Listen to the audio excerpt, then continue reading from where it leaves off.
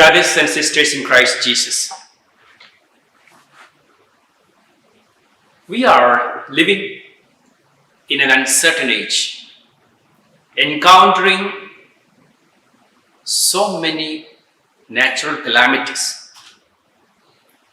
We are at the grip of pandemic, COVID-19 on the one side, and on the other we have flash floods, tsunamis, natural calamities of various sorts.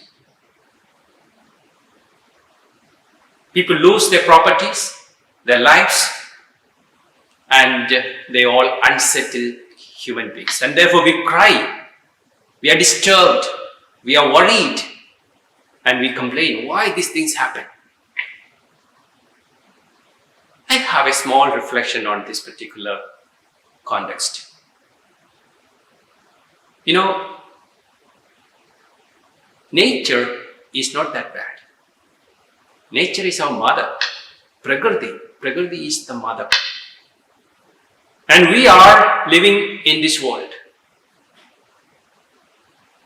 But unfortunately, we consider Prakriti or the nature as a place where we can do whatever we want like. In fact, we are only stewards of nature. We are only caretakers of nature. We are not the masters of nature. But we live as though we are the master. We could do anything with the nature. In fact, there is a famous sentence in the Indian tradition which says, dharma eva hadohanti, dharma rakshati rakshidah. Dharma eva hadohanti, dharma rakshati rakshidah. One who destroys nature will be destroyed by the nature, and one who protects nature will be protected by the nature. Look at that. Nature is not there out to destroy us. The moment that we try to destroy the nature, nature will destroy us because we are part of the nature. When we destroy nature, nature destroys itself by destroying ourselves too, along with that.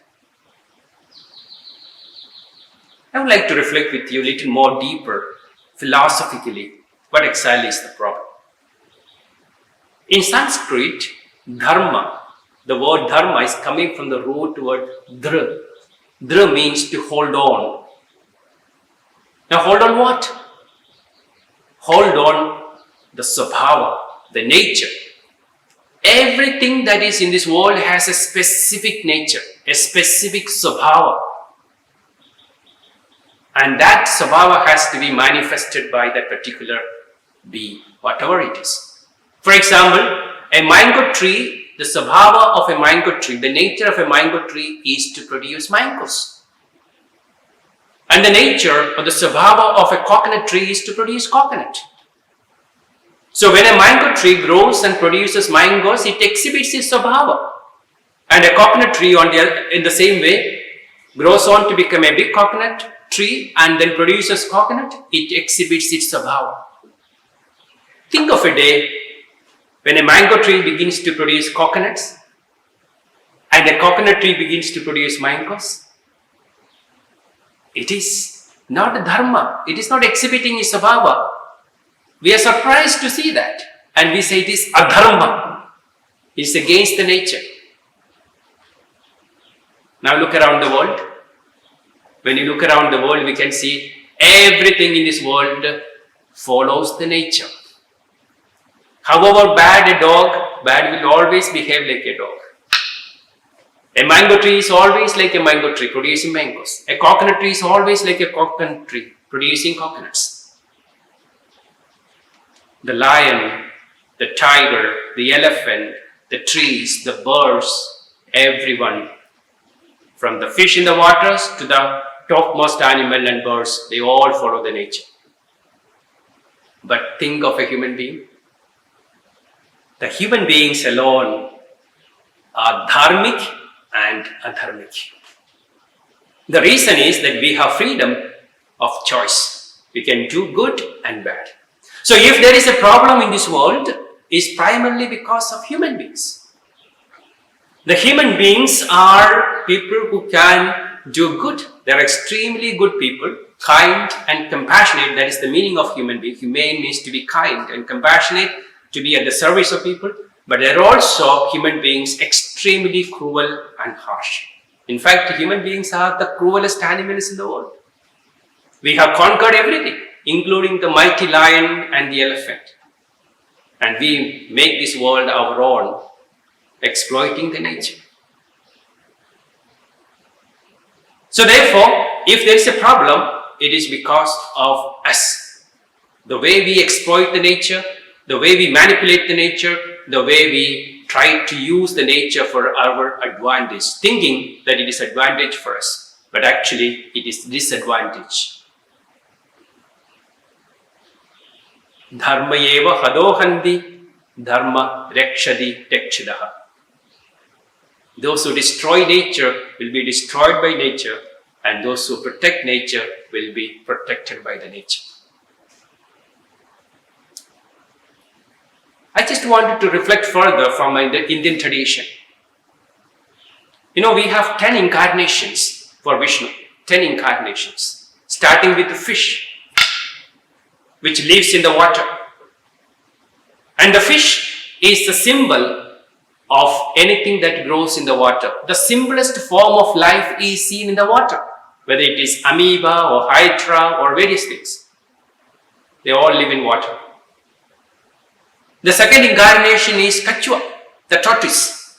The tortoise is living in the water as well as on the land. So it is amphibian. It is in the water as well as on the land.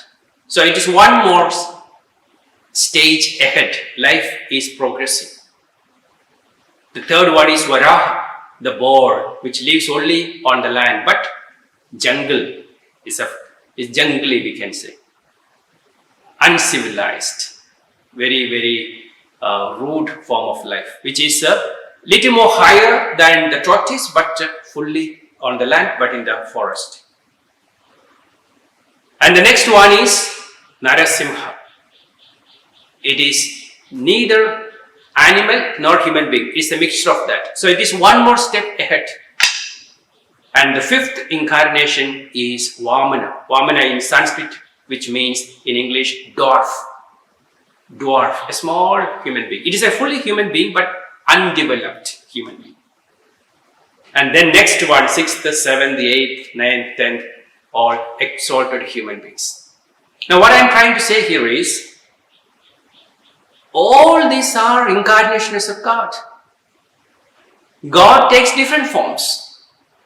From the lowest living being in the water to the highest exalted human being. God has different forms, which means human beings are one of the incarnation of God. So they do not have a special privilege. Everyone is equal in the eyes of God. In the nature, we all have significant places. Unfortunately, we consider ourselves as the most important, and we do not consider other aspects of life. This is another reason why the nature is agitated. The trees are equally important to us. The medicine that we get from the trees. The animals are important. Every species in this world has a purpose, and that's why they are created. We cannot simply use and throw them. They have their own significance. So that's what we say, the nature has to be protected. And if the nature is not protected, we cannot really enjoy a peaceful coexistence. I just wanted to reflect again one more step ahead based on a beautiful book written by Daniel Quinn. The name of the book is Ishmael. This was a response to an invitation by the Ted Turner, the chief of CNN, to find solution to the modern day problem. The problems are like global warming, displacement, migrants, the rich and the poor, all kind of problems that are faced, and therefore somebody can find a solution to these problems, and he offered a reward. And Daniel Quinn, instead of responding to the problem and giving suggestions, he wrote a novel. The name of the novel is Ishmael. Ishmael is a gorilla.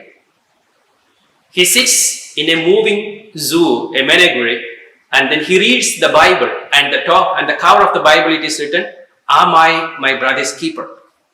Look at that. Very symbolic expression. Am I my brother's keeper? Who has the right to capture a gorilla and put in the cage?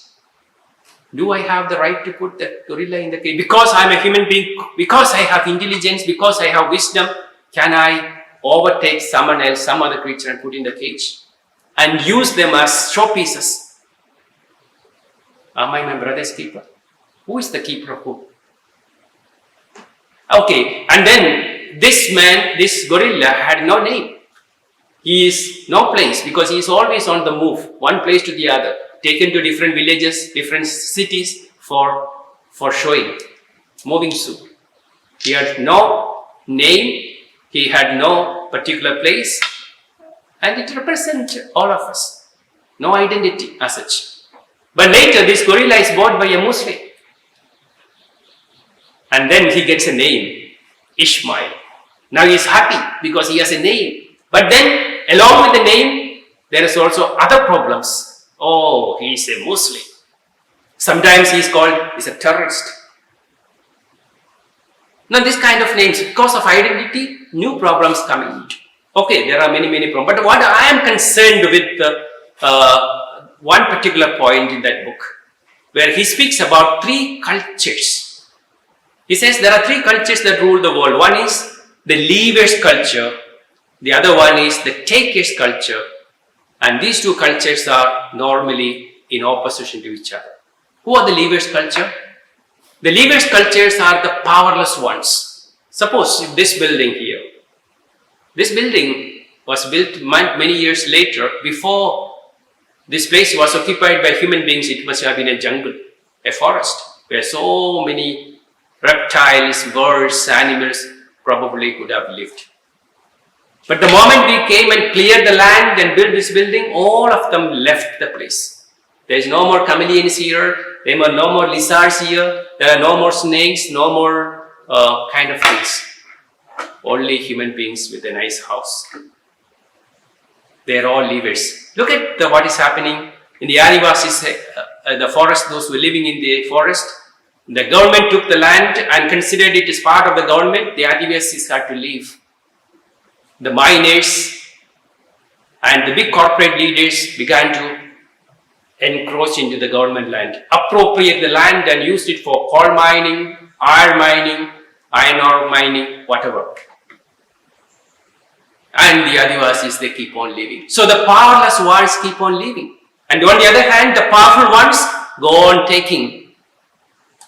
And this is what happens. That's why today we have 2 types of people, the haves and the have-nots.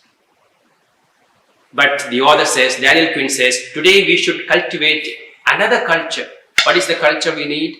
The culture of partaking. Take what you need and leave what you don't need.